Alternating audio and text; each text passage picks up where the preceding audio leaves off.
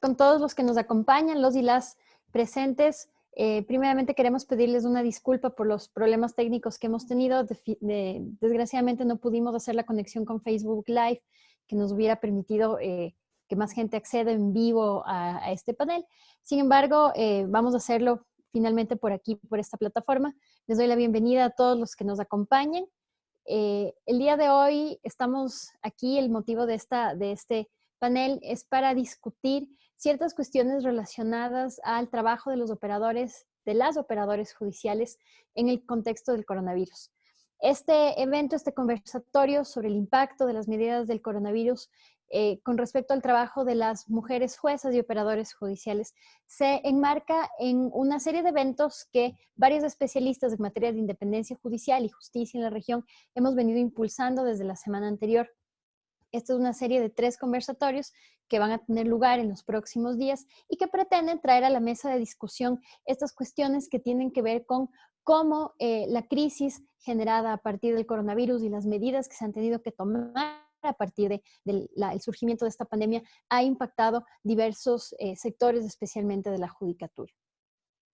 El tema de hoy que se relaciona en cómo las medidas adoptadas en el contexto del coronavirus, especialmente estas medidas que estaban destinadas a limitar el trabajo de la judicatura, restringir la posibilidad de las personas de comparecer ante los órganos del poder público, es relevante y lo hemos escogido como uno de los temas sobre los cuales es necesario conversar, debido a que tiene relación con temas que tienen que ver con la igualdad de género y cómo las mujeres en general nos desenvolvemos en el ámbito del trabajo y cómo tenemos que de alguna manera, en base a esta nueva situación que es desconocida para todos, trabajar y a la vez ejercer ciertas funciones de nuestro trabajo diario.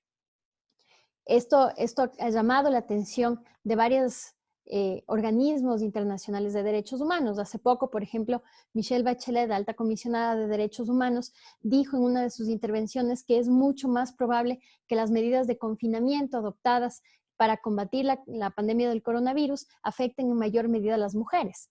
Lo mismo sostuvo el Banco Interamericano de Desarrollo, que ya ha dicho que el 73% del trabajo no remunerado, es decir, el trabajo que se hace en los hogares, lo hacen las mujeres.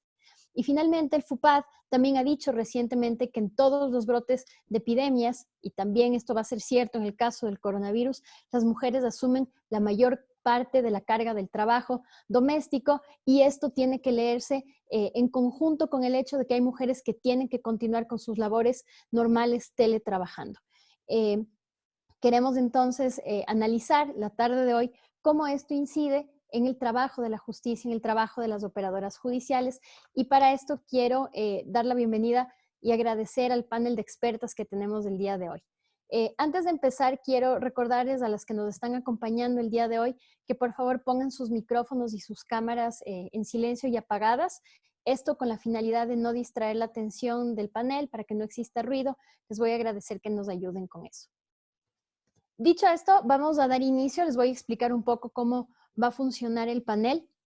Cada una de las expertas que nos acompaña la tarde de hoy va a tener 8 minutos para dar su exposición con respecto al tema que nos van a plantear. Después de eso tendrán 5 minutos más para una ronda de cierre y finalmente atenderemos las preguntas que ustedes nos manden, ya sea por el chat que tenemos aquí en la plataforma de Zoom o si es que logramos eventualmente hacer la conexión del Facebook Live, también lo podemos hacer ahí. Listo. Primeramente quiero agradecer a las 3 brillantes panelistas que nos acompañan el día de hoy. Las 3 mujeres que van a exponerles en esta tarde son especialistas en temas de justicia y conocen muy bien el trabajo de los poderes judiciales. Y ciertamente su aporte será importante a la hora de entender cuáles son los retos que las mujeres juezas y operadoras judiciales, muchas de las cuales nos están acompañando la tarde de hoy, van a tener en la región estas medidas que se han tomado a la luz de la pandemia del coronavirus. Primero quiero darle bienvenida a Fátima Gamboa. Por favor, Fátima, saluda para que vean el público quién eres. Hola. Gracias. Fátima es coordinadora del área legal de la Fundación X Justicia para Mujeres de México. Esta es una ONG que trabaja en temas de transparencia de los poderes judiciales con un enfoque de género en ese país. También nos acompaña la tarde de hoy María Soledad Piñeiro. María Soledad, ¿dónde estás? Ok, ¿cómo estás? María Soledad es presidenta de la Asociación Nacional de Magistrados de Chile y es ministra de la Corte de Apelaciones de Valdivia, la cual actualmente también la preside. Y finalmente, el panel está integrado por Claudia Escobar, que es ex magistrada de la Corte de Apelaciones de Guatemala. Claudia está aquí presente. Claudia, por favor. Ok. Es ex magistrada de la Corte de Apelaciones de Guatemala, es fundadora de varias organizaciones en su país para tutelar el rol del el trabajo de la justicia y la independencia judicial, y hoy por hoy se desempeña como consultora internacional en materia de independencia judicial.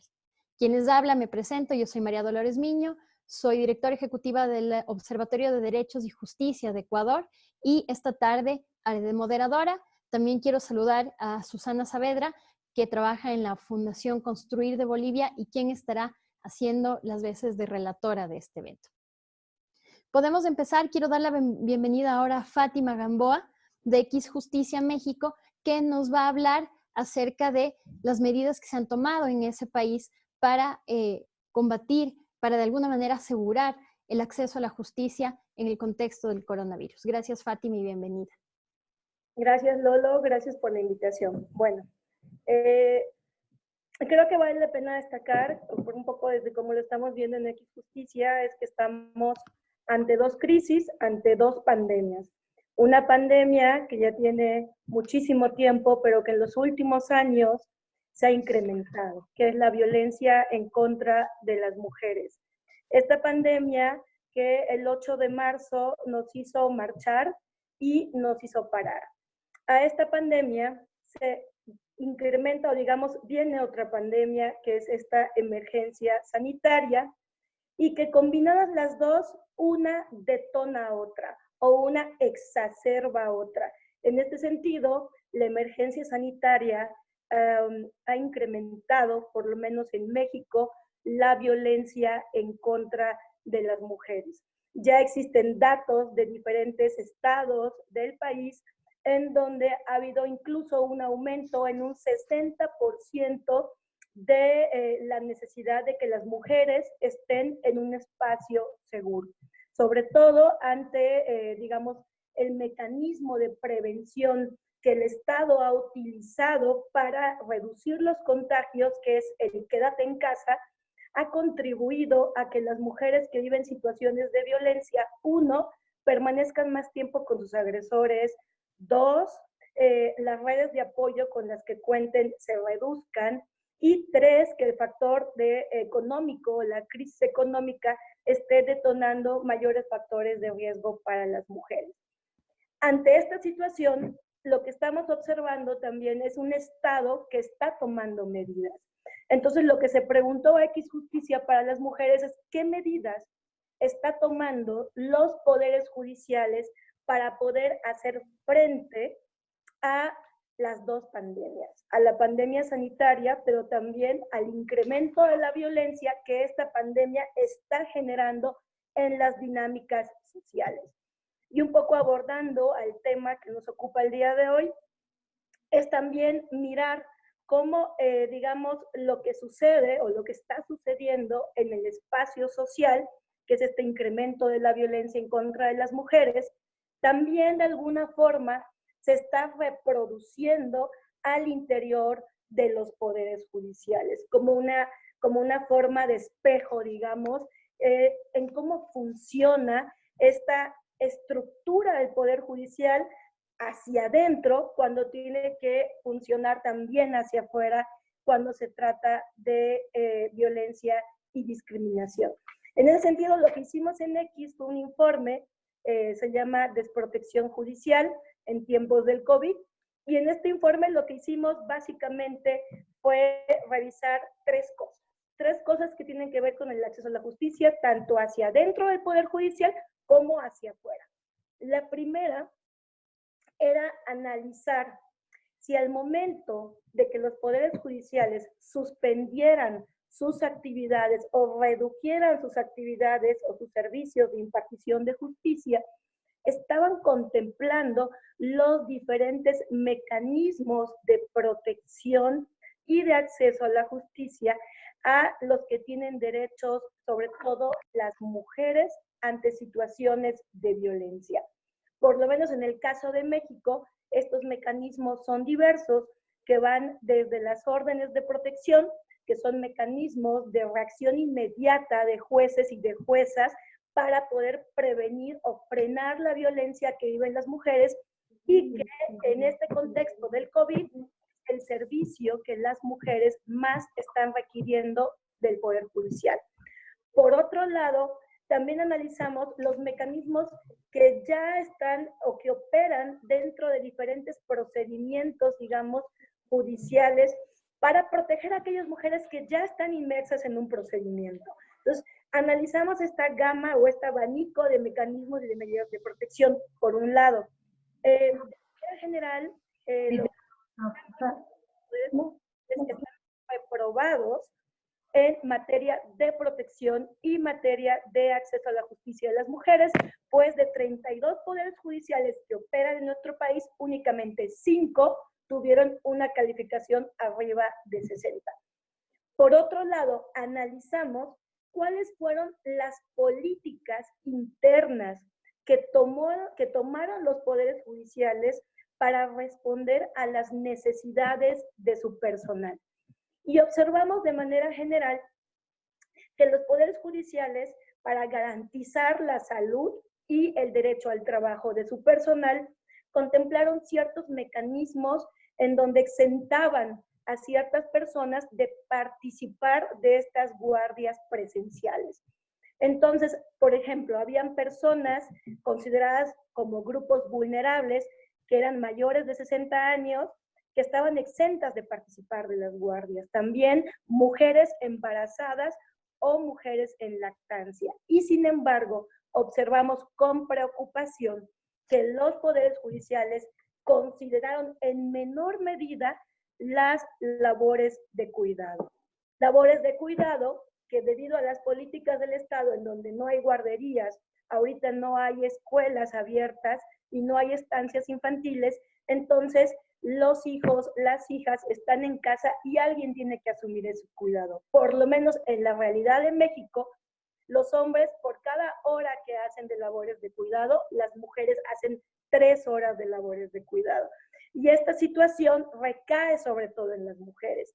Entonces, el Poder Judicial, al no contemplar estos mecanismos, de alguna forma tampoco está contemplando las necesidades de las mujeres en tanto trabajo, conciliación del trabajo y la parte de los cuidados. Otra cosa que nos llamó la atención es que tampoco consideró el Poder Judicial que las personas quedarían exentas de participar de las guardias cuando una persona necesita cuidado.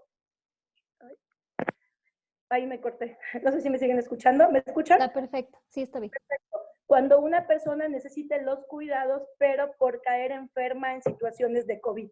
O sea, ningún poder judicial contempló que alguien podía estar cuidando a alguien enferma o enfermo de COVID. Entonces, esas, digamos, medidas le pedimos a los judiciales que las implementen.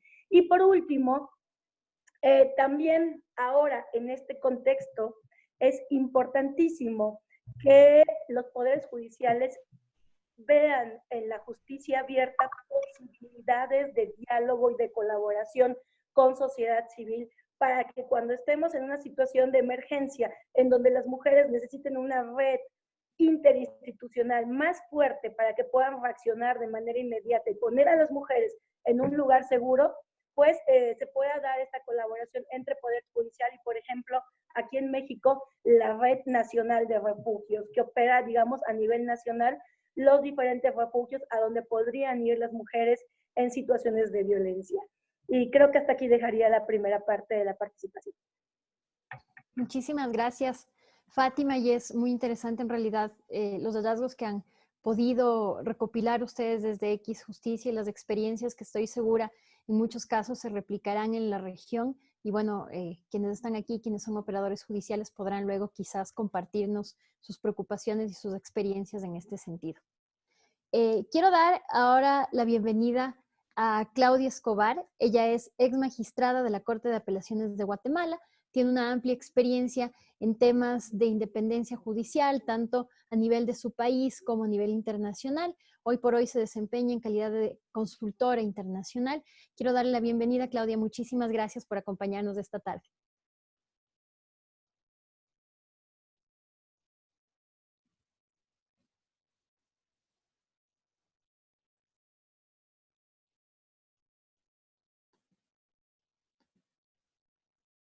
¿Aló? Ahí Hola, te ¿me escuchamos. escuchan bien? Sí, Ok, ahí está sí, perfecto. bueno, Gracias. gracias Lolo por tu amable presentación y a los organizadores por permitirme participar con ustedes en este evento. Yo pues el día de hoy quiero compartir realmente pues mi visión de lo que está sucediendo en los sistemas de justicia, tal vez desde mi perspectiva de 10 años como juzgadora en Guatemala, pero también desde mi rol de hija, de esposa, de madre de 6 niños que ha tenido pues que encontrar un equilibrio entre el trabajo y entre el desarrollo profesional y la función de ejercer pues la maternidad y los cuidados de los niños. Y creo que en el momento actual pues estamos enfrentándonos a unos desafíos para los que no estamos preparados. O sea, realmente el COVID y la pandemia, el coronavirus, nos pone en situaciones pues muy difíciles para poder encontrar ese equilibrio entre poder cuidar a nuestra familia y ejercer la función de la judicatura. Especialmente en la región de Latinoamérica, que como sabemos, pues es una región donde todavía existe mucho machismo y se espera que la mujer sea quien se encargue pues del cuidado de los hijos, de la cocina, de las tareas domésticas y también en gran parte pues de los ancianos, de nuestras familias mayores.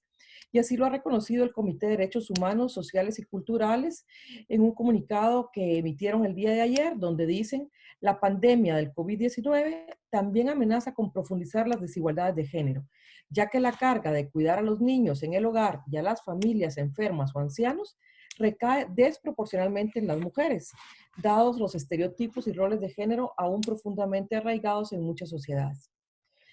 Aunque pues muchas mujeres han roto con estos estereotipos y paradigmas y han optado por una carrera profesional sin dejar de lado la vida familiar. En mi caso, por ejemplo, yo tengo el ejemplo de mi mamá, que fue una de las primeras mujeres abogadas en Guatemala, estudió leyes mientras mis hermanas y yo crecíamos y se dedicó pues a impulsar en gran medida leyes en beneficio de las mujeres como la ley de violencia intrafamiliar y trabajó por muchos años como jueza en el área de familia.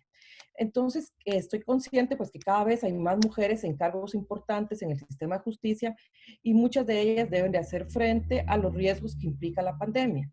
Y estamos en una situación que puede ser de vida o muerte. O sea, este no es el trabajo usual de las jueces, son riesgos que están asumiendo en donde están jugándose la vida. Sabemos pues que esta es una amenaza que está en contra de todo, de todas las personas y que las recomendaciones de los estados han sido quédese en casa.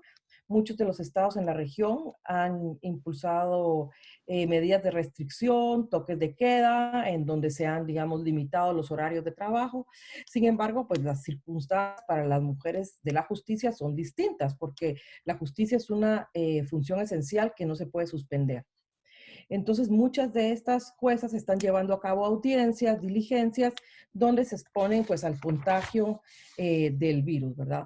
Y para responder a la pandemia, pues se espera que se cumplan con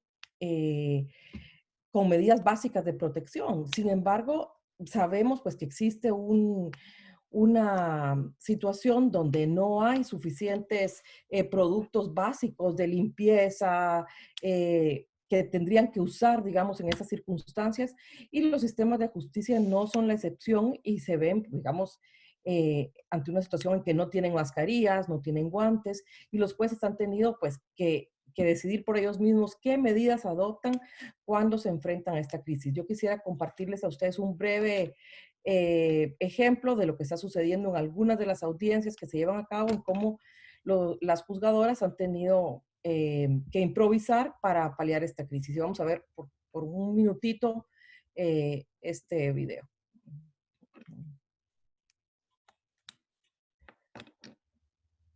¿Lo pueden ver? ¿Pueden verlo? Creo que no se está pasando. Ahorita sí. Ok. Sí, ya se ve.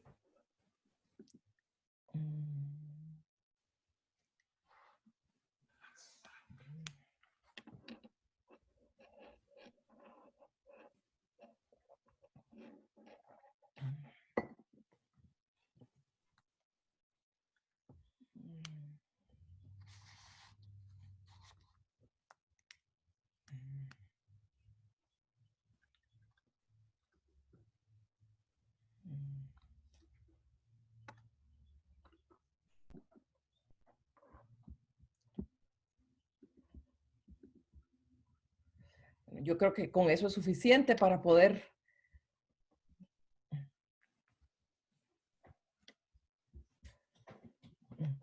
Sí. Bueno, ahí pudimos observar cómo... ¿Me escuchan de nuevo? Sí. Ok. Como esta juez pues había ideado una carpa para aislar a la persona a la que le están tomando una declaración, que probablemente es un sindicado de algún hecho criminal, y evitar el contagio con parte del personal del juzgado. Sin embargo, esto pues es una situación muy improvisada, es prácticamente una carpa con nylon, en donde no sabemos si se llevan a cabo las medidas de higiene para la siguiente persona que va a entrar a declarar, o si aquí pues están, digamos, cultivando una serie de virus que pueden incluso propagar más el contagio entre las personas que estén cercanas digamos, a estas personas.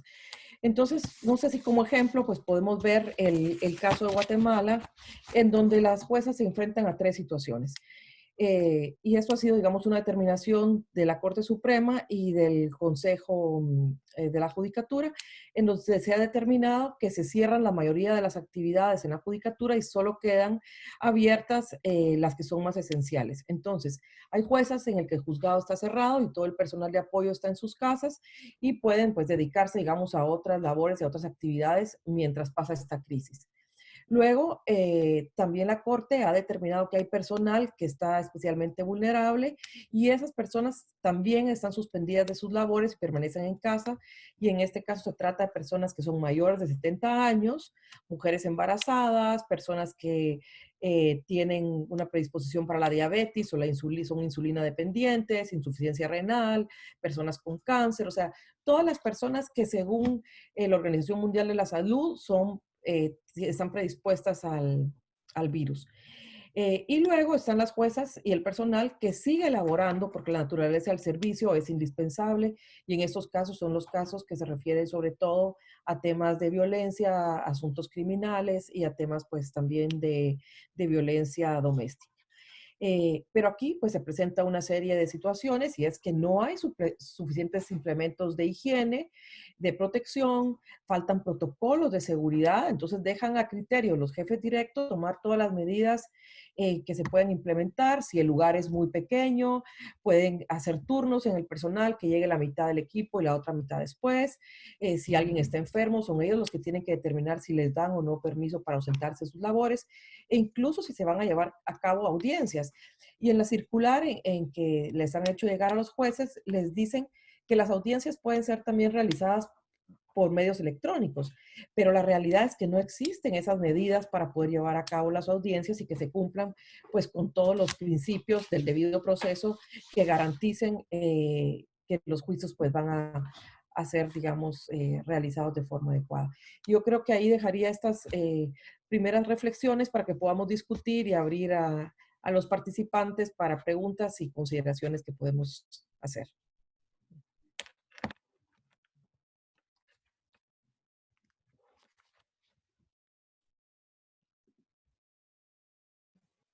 Muchísimas gracias, Claudia.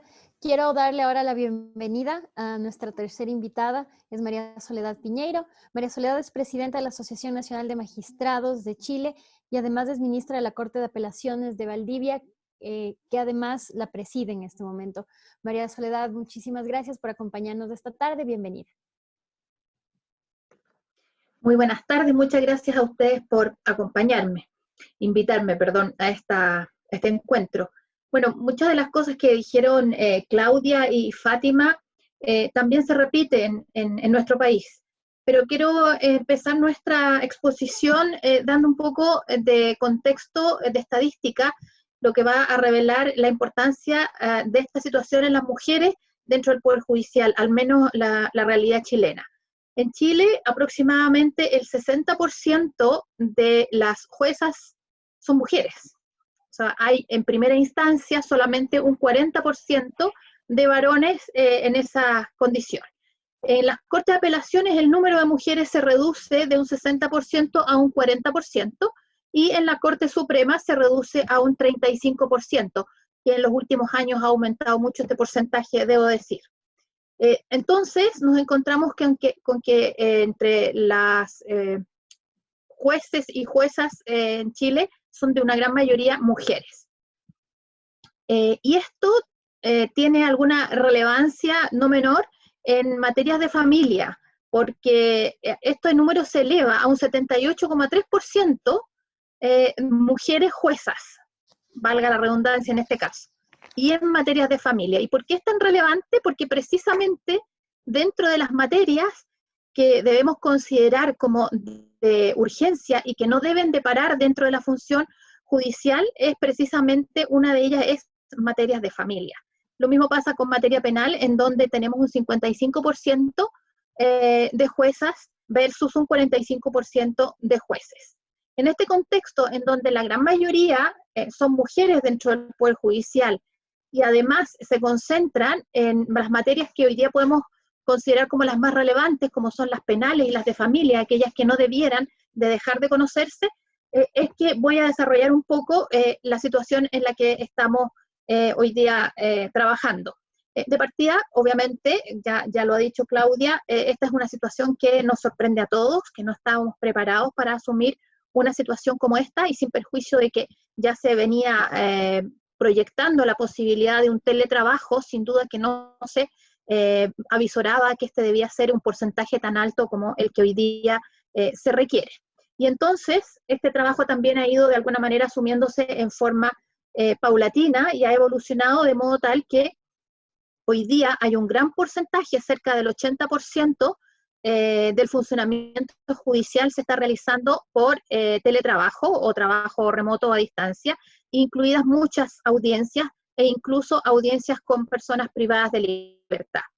Todo esto se ha ido desarrollando de una forma bastante artesanal, poniendo mucho ingenio y mucha dedicación de parte de todos los intervinientes. Se han coordinado de forma de poder realizar esta actividad en forma presencial, en forma remota, pero sin embargo es necesario algún tipo de trabajo que debe ser presencial, y aquí surgen tres temas que son bastante relevantes. Primero, las visitas de cárceles a las que están obligados los jueces en forma semanal, las visitas a residencias donde están internados por medidas de protección los niños, niñas y adolescentes, y además cuestiones que parecieran ser tan poco conocidas o poco relevantes en algún momento, hoy día se tornan de mayor importancia, como es la entrega de cheques o de dineros a las personas que han obtenido en alguna causa, y que en un contexto como este, en donde además tenemos un problema, una situación económica bastante lamentable, con un aumento de cesantía en general, obviamente se torna como de una primera necesidad difícil de posponer para más adelante. Eso obliga también a una exposición a estas situaciones de riesgo que significa ingresar a una cárcel, ir a un lugar distinto, trasladarse y estar en contacto con múltiples personas. Pero voy a retomar esto, la asociación en materia de infancia, por ejemplo, lo ha asumido este fin de semana y hemos podido obtener un muy buen documento de trabajo, una pauta, por supuesto que es una pauta que solamente nos entrega algunas direcciones de cómo poder proceder para poder controlar la situación, especialmente de contingencia del COVID en las residencias de niños, niñas y adolescentes. Pero quiero volver a tomar esta situación de las juezas trabajadoras. Las juezas trabajadoras, que en su gran mayoría hoy día están realizando su trabajo en forma remota, se enfrentan, como ya se ha dicho aquí, a distintas condiciones familiares. Nos enfrentamos con familias que, por poner un modelo más tradicional, tenemos a una madre, un padre y varios hijos. Hoy día en Chile se pretende que todos estos niños estén por clases online, con los dos padres trabajando remotamente, lo que produce una situación familiar de bastante estrés. Estamos estresados porque estamos todos juntos las 24 horas del día, porque todos tenemos que ocupar los mismos implementos. No en todas las casas, cada uno tiene un computador para poder realizar su trabajo o sus estudios. Estamos sobrecargando los sistemas de comunicación. Todo ello le agrega estrés diario y acumulativo a nuestras vidas. Entonces, y eso es en un modelo más o menos tradicional, pero también tenemos familias en donde las madres no tienen pareja, están solas a cargo de todo. Obviamente que estamos agregando a todo este recargo laboral, todo el recargo doméstico, El recargo doméstico de poder mantener la casa, tenemos que seguir alimentándonos, tenemos que seguir manteniendo, y sobre todo en estas condiciones, medidas de higiene, sobrecargadas, digamos, las medidas de higiene, y tenemos además en muchas ocasiones que cuidar a nuestros adultos mayores, ya sea porque o son muy mayores o tienen algún tipo de dificultad de salud preexistente, lo que normalmente requiere de algún cuidado en particular, y eso también significa tiempo. Todo esto de alguna manera se traduce en una doble o triple jornada laboral, donde se han aumentado considerablemente las horas de trabajo, en donde se mezclan no solamente el trabajo dedicado a la judicatura propiamente tal, sino que también se mezcla con todas las labores domésticas y las labores de mamá asistente de nuestros hijos, muchas veces en las propias clases que ellos han tenido que asumir prácticamente en forma individual. ¿Qué es lo que ha hecho el Poder Judicial en estas contingencias? Nuestra estructura es sumamente jerárquica. Nosotros tenemos una Corte Suprema que es quien imparte directrices de cómo producir el trabajo. Como gremio hemos criticado en muchas ocasiones la forma en que lo hace, porque entendemos que se ha atribuido facultades legales que no tiene, y en esta oportunidad lo que ha hecho es entregarle a cada uno de los tribunales facultades para decidir en forma individual cómo proceder a trabajar. Eso es otro factor de estrés, de saber cómo responder a esta forma amplia que entrega la jerarquía, que normalmente da instrucciones, en esta ocasión entrega facultades. Y entonces también se ha producido que en distintas situaciones se ha reaccionado de manera distinta, lo que agrega de alguna manera estrés a esta labor. ¿Por qué? Porque, por ejemplo, cuando tenemos comunicación entre tribunales, como hay tribunales que están trabajando de distintas maneras, la fórmula de comunicación no es la misma. Entonces, si yo me tengo que comunicar con 5, con 6 tribunales distintos, voy a tener 5 o 6 formas de comunicación distintas. Entonces, hay toda una situación no voy a decir de irregularidad, porque no es precisamente esa la situación, pero sí de disparidad en la toma de decisiones, que también de alguna manera nos agrega algún ritmo de estrés a esta situación.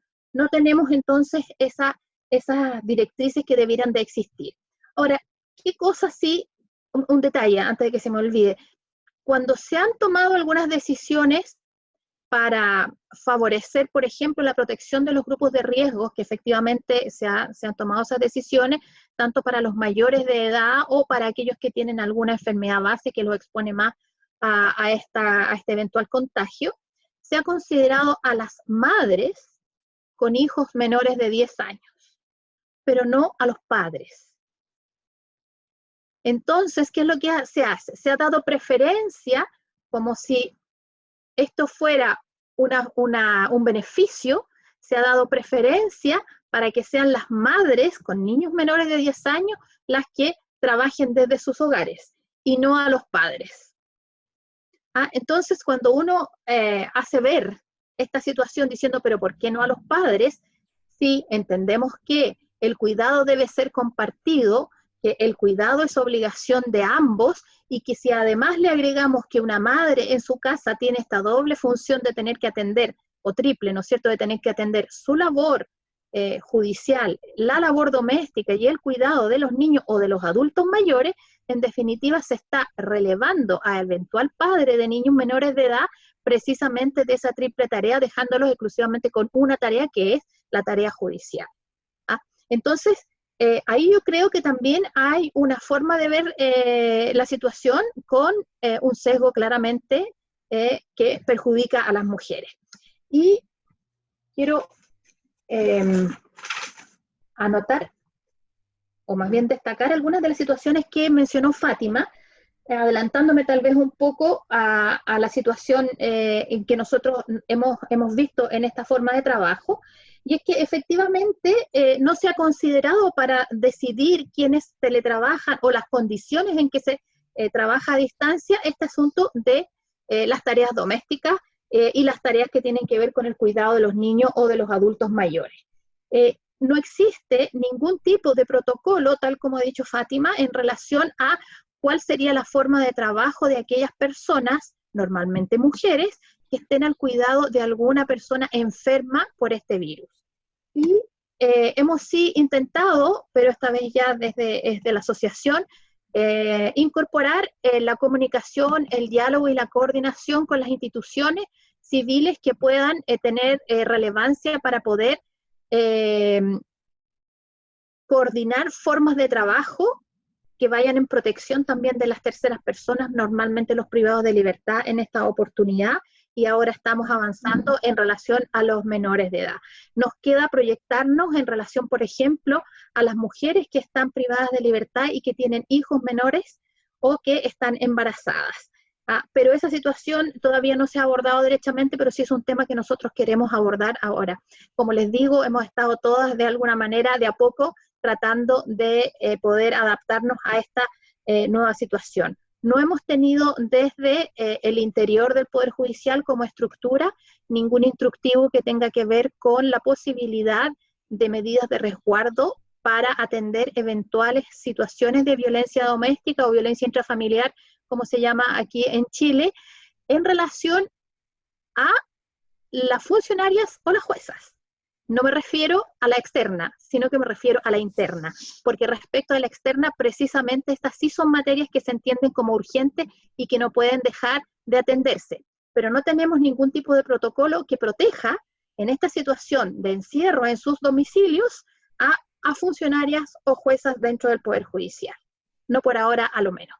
Me parece que con eso doy una visión general y podemos luego seguir dialogando sobre el tema. Muchas gracias nuevamente. Gracias, Sole, por tus aportes. Muy interesante en realidad conocer los casos particulares que se están dando en la región. Ahora vamos a abrir la segunda parte de este conversatorio en el cual les voy a dar la palabra a mis queridas copanelistas. Cada una de ustedes, por favor, haga uso de la palabra por 5 minutos para comentar lo que han dicho las colegas, para complementar con alguna idea que se les haya quedado. Quiero empezar, por favor, con Fátima Gamboa, tus comentarios, apreciaciones de lo que hemos conversado hasta ahora en el panel. Hola, bueno, me gustaría solamente como complementar con una serie de recomendaciones con la que estamos concluyendo, dirigidas a los poderes judiciales, en concreto de México, pero que me parece que otros poderes judiciales de la región, dado que compartimos contextos bastante parecidos, también podrían incorporar en su actuación y a lo mejor ir como justo como con todas las ideas que estamos vertiendo, ir como complementando, porque al final de cuentas, lo que se haga ante esta contingencia queda como una experiencia para que en casos de emergencia los poderes judiciales puedan, digamos, saber qué mirar y saber desde dónde actuar en función de la perspectiva de género y los derechos de las mujeres. Entonces, una primera recomendación es que los poderes judiciales necesitan fortalecer la accesibilidad en la manera en cómo se están comunicando con la ciudadanía. Estamos convencidas desde X Justicia para las Mujeres que una manera de garantizar el acceso a la justicia es garantizando que haya acceso al derecho a la información. En ese sentido, creemos que es importante que la manera en cómo los poderes judiciales están comunicando la suspensión o la reducción de sus actividades tiene que ser más claro, tiene que ser menos general y mucho más concreto en qué servicios de impartición de justicia van a considerarse urgentes y por lo tanto van a seguir funcionando. ¿Cómo van a funcionar? ¿Cómo se puede acceder a ellos? Y en ese sentido también establecer, digamos, una línea de atención telefónica a la ciudadanía para poder tener un contacto directo y poder estar aclarando, digamos, como estas dudas de las personas, de la ciudadanía y de los justiciables.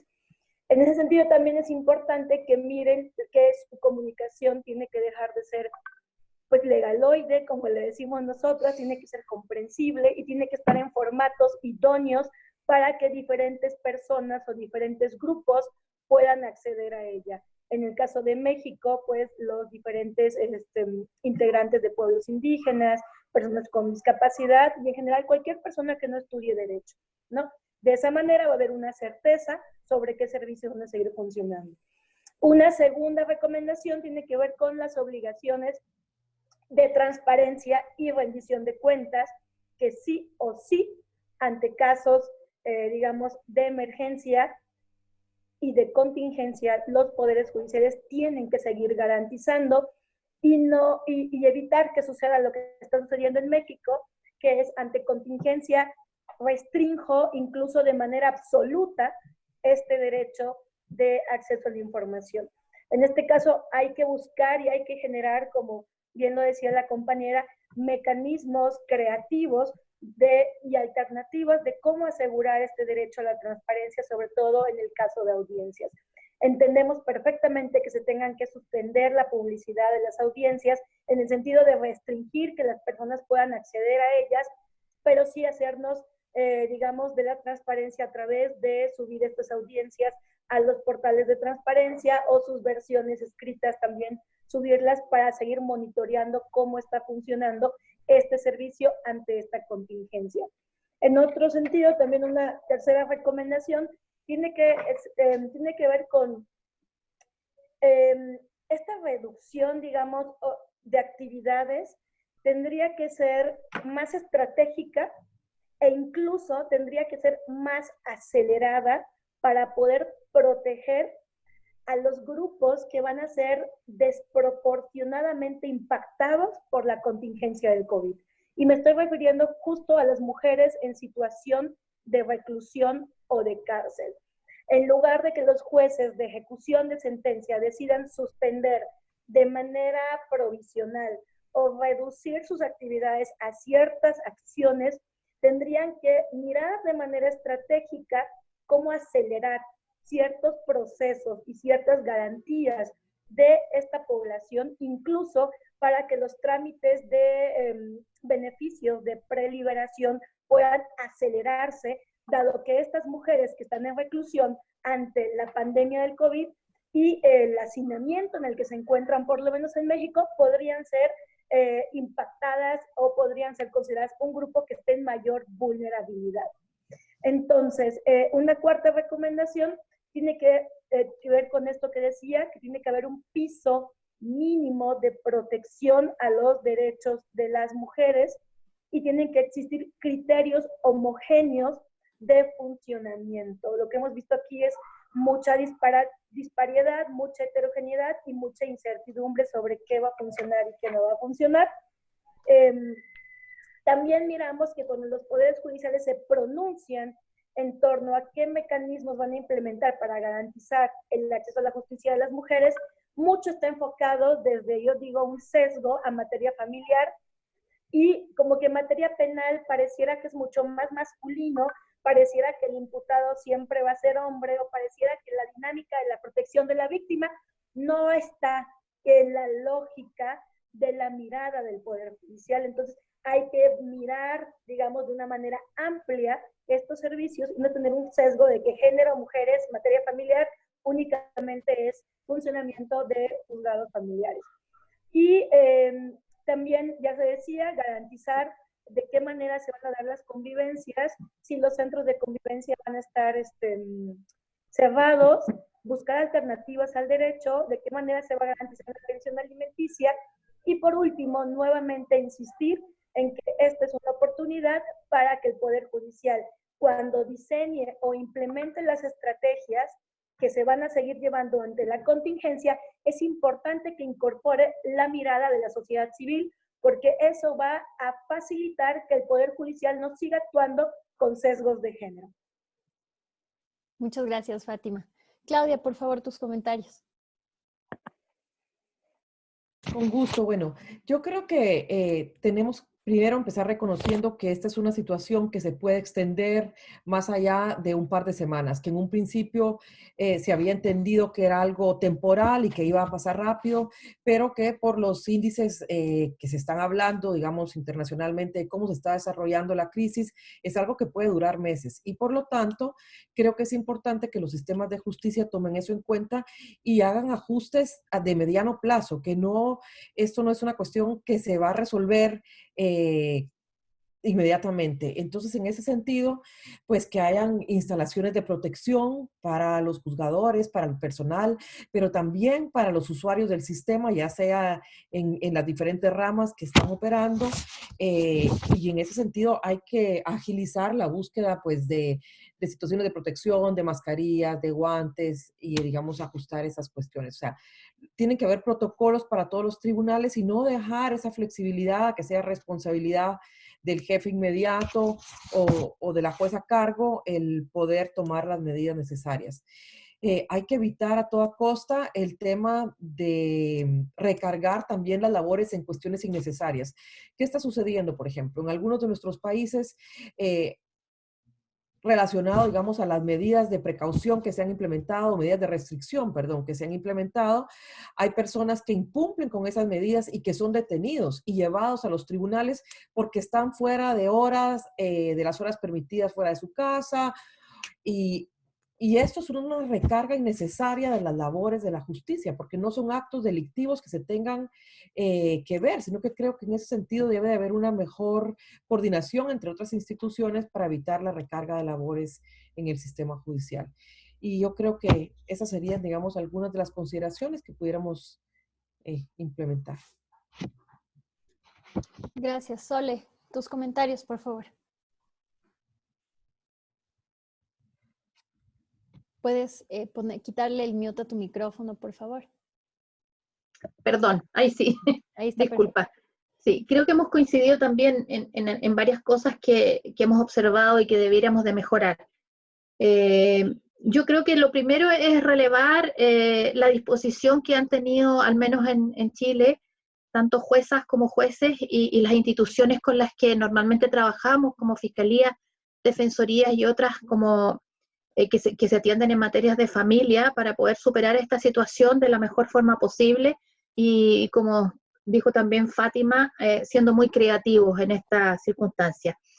Nosotros además arrastramos en fecha bastante reciente y casi en un continuo lo que se ha conocido como el estallido social en Chile, que también nos sometió a una situación bastante inédita y que nos puso también en jaque como Poder Judicial y nos lleva a lo que hoy día también nos pone de alguna manera o nos refleja nuestra debilidad en el tema de la protección para la labor judicial. Hoy día la labor judicial está bien desprotegida para su realización fuera de los locales de tribunales y para la contingencia, ya sea a propósito de este estallido social que duró aproximadamente 4 o 5 meses, 3 meses tal vez, ya perdí un poco la cuenta, y luego que esto con esta pandemia mundial.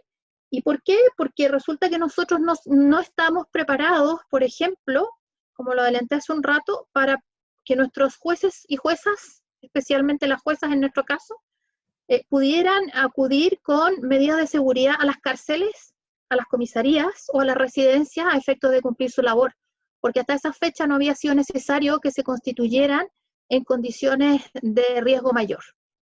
Hoy día las condiciones de riesgo son de salud, en fecha reciente las condiciones de riesgo eran más bien sometidas a algún nivel de violencia. No tenemos en estas condiciones de salud, y ya lo adelantó Claudia, los implementos básicos como son mascarillas, guantes, desinfectantes, trajes especiales o cualquier otra situación que pueda ser necesaria. Si hoy día se produce alguna situación compleja en una cárcel, un juez no tiene las medidas de protección para poder constituirse en ese lugar, la medida de protección de salud. En algunos lugares podrá tenerlas, precisamente por esta fórmula que hemos adoptado de improvisar y de trabajar artesanalmente en proveerse de todo lo necesario, pero no está proveído directamente por la estructura del Poder Judicial. Esa es la distinción. A lo que dice Fátima sobre que hoy día la protección está enfocada mucho al tema de familia, efectivamente es así, y no se ve tanto el tema penal, y yo debo agregar además que tampoco se ve el tema laboral. Hoy día ya estamos viviendo en Chile una gran cantidad de despidos, ha aumentado mucho el porcentaje de cesantía, y las normas internas además no han dado protección a los trabajadores, ni hombres ni mujeres, lo que va a significar nuevamente un foco de vulnerabilidad para las mujeres, cuando sobre todo, y que hay un porcentaje alto, son quienes proveen el sustento para el hogar en forma mayoritaria. Entonces tampoco estamos viendo ese foco que perjudica a las mujeres. Yo creo que hoy día lo que tendríamos que enfocarnos a partir de nuestra experiencia, y en Chile, no sé si en todos los países, y creo que hay otros que no, que están en mejores condiciones, es cómo nosotros protegemos a juezas y jueces para realizar la labor judicial en situaciones distintas a la, diré, normalidad, tanto porque están en el lugar en que habitualmente trabajan o porque las condiciones externas son normales o habituales, y no las condiciones en las que estamos hoy día. No estamos preparados para ningún tipo de situación fuera de lo habitual. Quisiera contestarle a Hanna, porque me hace una pregunta sobre... Ya vamos a abrir. Vamos a abrir, perdón. cuando ya acaben, vamos a abrir. Ok, eso entonces. Ok, listo, estamos. Listo, muchas gracias, Sole, Fátima, Claudia, por sus intervenciones. En este momento vamos a abrir el espacio a las preguntas. Hemos recibido algunas preguntas por el chat aquí del Zoom. Si es que alguien quiere hacer una pregunta, también nos puede ayudar escribiéndola aquí para nosotros poderlas transmitir a las panelistas. La primera pregunta que tengo aquí es para Fátima. Y la pregunta dice así: es innegable que la inequidad respecto de las mujeres es estructural. Esto se reproduce al interior de los sistemas de justicia. X Justicia hizo un estudio interesante sobre los lugares donde laboraban las mujeres en los juzgados, y sería interesante a la hora de entender cómo afecta el contexto del COVID a las mujeres juezas y operadoras judiciales, entender un poco la situación anterior, cómo estaban ubicadas y cuál era la situación de las mujeres dentro de la estructura del Poder Judicial en México a partir de los hallazgos que X Justicia pudo plasmar en este informe. No sé si se esté refiriendo a un pequeño informe que hicimos sobre techos de cristal. Sí. Es un informe ya bastante, digamos, como antiguo. Y bueno, lo que advertimos en ese informe, voy a tratar de recordar, pero justo era que las mujeres al interior del Poder Judicial estaban en cargos más de, por ejemplo, secretarías proyectistas, secretarias de acuerdo, y no necesariamente como magistradas, o también estaban en cargos administrativos y no en cargos de una posición jerárquica alta o un cargo, digamos, como de magistratura. En ese sentido, creo que sería interesante también mirar cuáles son las dinámicas laborales que se dan al interior de los poderes judiciales, porque también hemos visto cómo poderes judiciales necesitan que una parte de la operación sea presencial. Y quienes están asumiendo quienes están yendo todos los días a los juzgados para sacar expedientes, para mandarlo a los jueces y a las juezas, es este personal, sobre todo también administrativo. Pero ahí yo, dado que no tenemos ahorita un informe de cómo está operando, no podría decir, bueno, el personal administrativo que es sobre todo mujeres, es quien está asumiendo parte de la carga fuerte de trabajo. O sea, a esa conclusión ahora yo no podría llegar porque no hemos analizado esa relación. Sin embargo, si conectamos este informe que ya tiene un tiempecito con un poco la realidad, podría suceder o podría ser que efectivamente así esté siendo. Sin embargo, se quedaría como en un supuesto, y como nosotros normalmente solo hablamos en base como la evidencia y con los informes, pues no podría conectar de manera directa este informe con esta realidad. Gracias, Fátima. Tenemos una pregunta para María Soledad. Dice así: ¿cuál es el papel de los gremios o asociaciones de jueces para encontrar soluciones eficientes a las limitaciones del trabajo en el contexto de esta pandemia del COVID-19?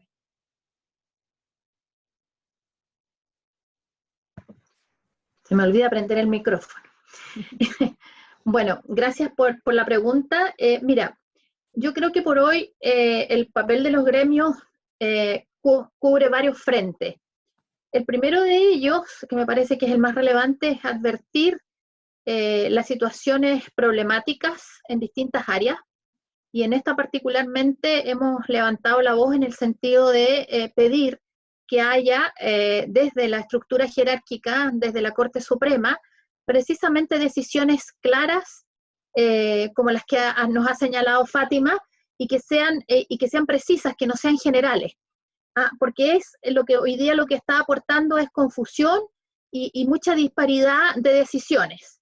Entonces, creo que el papel de los gremios hoy día es levantar precisamente las dificultades, hacerlas ver y proponer soluciones. Claramente en una institución tan jerarquizada como la nuestra injerencia en que efectivamente se adopten estas decisiones va por el lado de la persuasión más que otra fórmula. Así que no siempre logramos obtener lo que queremos, pero yo creo que esa es una de las situaciones que podemos adoptar en relación a nuestra jerarquía directa.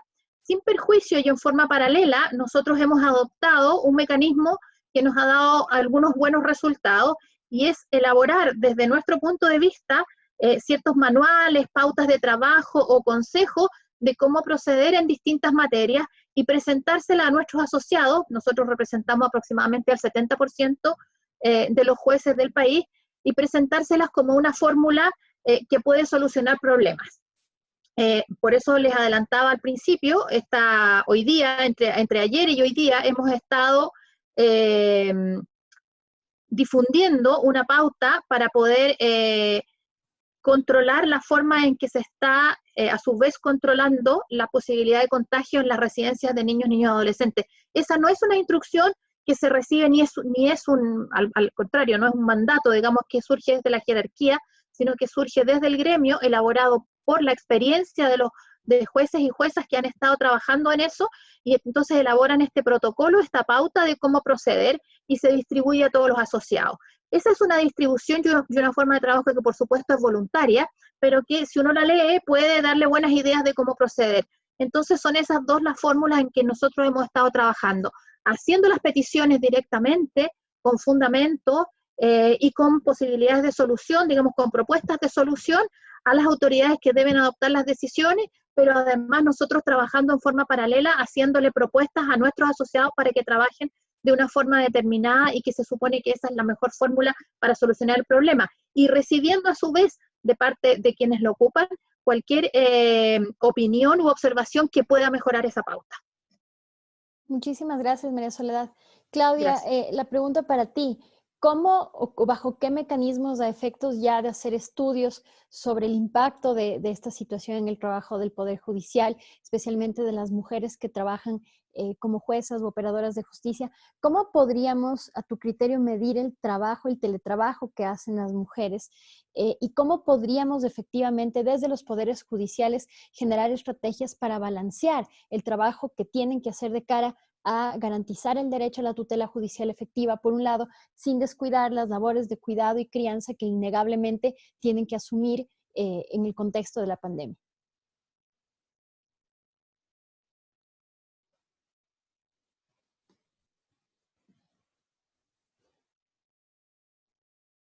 Disculpa, se me olvidaba también el micrófono. Creo que existen pues fórmulas para medir cuál es la cantidad de la carga laboral que se está efectivamente realizando desde el teletrabajo, ver qué número de casos se están resolviendo, cuántas resoluciones. Yo creo que muchas de las juezas que están, digamos, trabajando desde casa han llevado a cabo una labor de emitir sentencias y proseguir con su labor para evitar esa carga laboral. Entonces, yo creo que eso es sencillo. Lo más difícil creo que es que en muchos de nuestros países en vías de desarrollo no existe la tecnología adecuada para poder llevar a cabo un teletrabajo que permita en realidad cumplir con esa necesidad de justicia que se da en estas circunstancias, y que hay muchas situaciones pues que van a surgir a partir de esta crisis que van a tener que ser resueltas. Yo creo que uno de los problemas principales del Poder Judicial va a ser lograr esa interconectividad en todas las regiones del país, porque hay regiones pues muy abandonadas en donde si no hay ni siquiera agua potable o energía eléctrica, no podemos pensar que van a haber una manera de resolver los problemas a través de la comunicación. O sea, los juzgados a duras penas tienen computadoras, pero no tendrán los mecanismos necesarios para poder realizar ese trabajo desde casa. Gracias, Claudia. Tenemos una pregunta para Fátima. Dice, buenas tardes. Tengo una pregunta para el experto de X Justicia. ¿Qué podemos hacer los y las periodistas para seguir las audiencias que se susciten durante esta pandemia? ¿Hay protocolos que se estén aplicando ya? O si es que no hay protocolos, más bien, ¿cuál sería la sugerencia de buenas prácticas en este sentido? Ok, del estudio que hicimos, lo que advertimos, a ver, también es importante decir que este estudio fue analizar y evaluar la primera respuesta que dio el Estado, ¿no? Y un poco desde ahí estoy hablando, porque a partir, digamos, también del informe se han generado otras respuestas del Poder Judicial, ya sea ampliando la información o incorporando nuevos mecanismos, ¿no? Contemplando los puntos que señalamos en el informe. Pero bueno, de la primera respuesta que el Estado dio, o de las primeras respuestas, más o menos hacia el 26 de marzo, que hicimos como el primer corte metodológico, advertimos que 22 poderes judiciales, por lo menos en México, estaban restringiendo las audiencias de los juicios orales sin dar ningún tipo de alternativa para garantizar este derecho. Solamente un poder judicial, que es el Poder Judicial de Oaxaca, si no me equivoco, fue el que dijo, bueno, la audiencia va a ser a puerta cerrada y vamos a subir la versión escrita luego de que termine la audiencia a internet para que la gente le pueda dar seguimiento. Entonces, yo creo que justo una manera en como los periodistas y también la sociedad civil pueden, digamos, darle continuidad a esta labor de seguimiento de las audiencias, primero va a ser como exigiendo a los poderes judiciales que suban esta información, sea escrita o sea grabada, a través de sus portales de transparencia y redes sociales para poderle dar seguimiento. Y pues creo que este mecanismo como de presión es importante, y el otro es mirar qué es lo que está pasando más allá del Poder Judicial con las usuarias y los usuarios del sistema. Creo que ahora es como momento en que el periodista o las periodistas como que volteen a ver a las usuarias, a las justiciables, y miren de qué forma también el Poder Judicial les está respondiendo o no. Y a través de ellas, a través de sus casos, poderles dar seguimiento a las audiencias y a la misma respuesta que el Poder Judicial le esté dando a la ciudadanía. Gracias, Fátima. Una pregunta más, y esta pregunta está dirigida para Soledad. Dice, es innegable que las mujeres tenemos que ahora, además de nuestras funciones laborales que asumimos al 100%, también tenemos que asumir el cuidado y crianza de nuestros hijos o las personas adultas mayores que estuvieran a nuestro cargo. En este sentido, y en virtud de que en muchos lugares es la madre precisamente la cabeza del hogar, ¿qué medidas se han tomado en Chile, en su país, referentes al pago oportuno y a la garantía del pago de pensiones alimenticias, y también con respecto al régimen de visitas en cuanto al derecho de familia? Mira, tenemos un panorama bastante complejo para el pago de las pensiones de alimentos.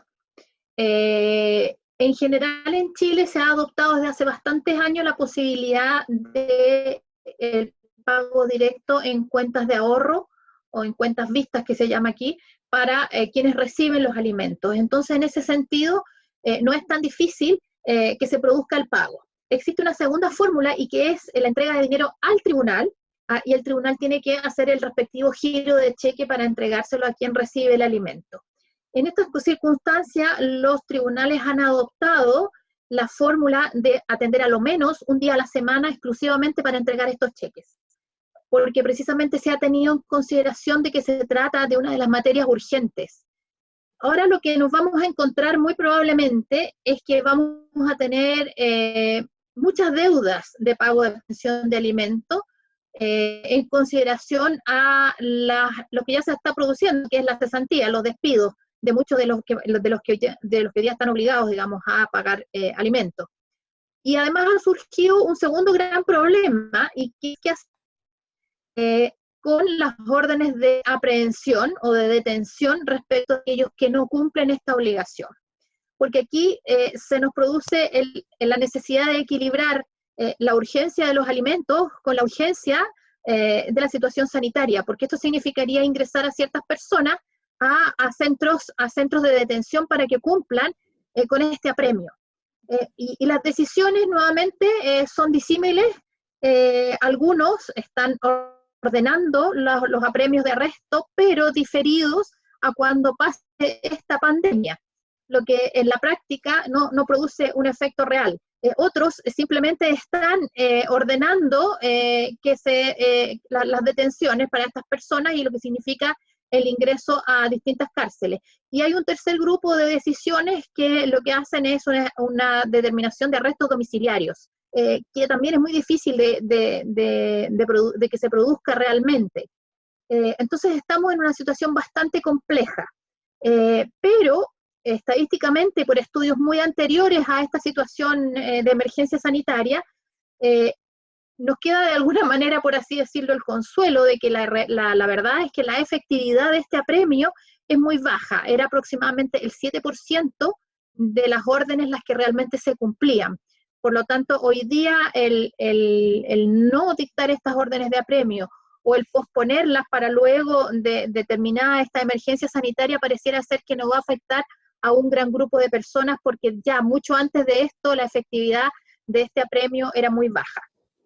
Lo que sí es que se han adoptado desde tribunales todas las medidas posibles para que el dinero que llegue a tribunales sea entregado a la brevedad posible a sus destinatarios, ya sea, como dije, entregando cheques una vez a la semana o pidiendo que se habilite la posibilidad de transferencia electrónica, que a las instituciones públicas hoy día no se les entrega esa posibilidad.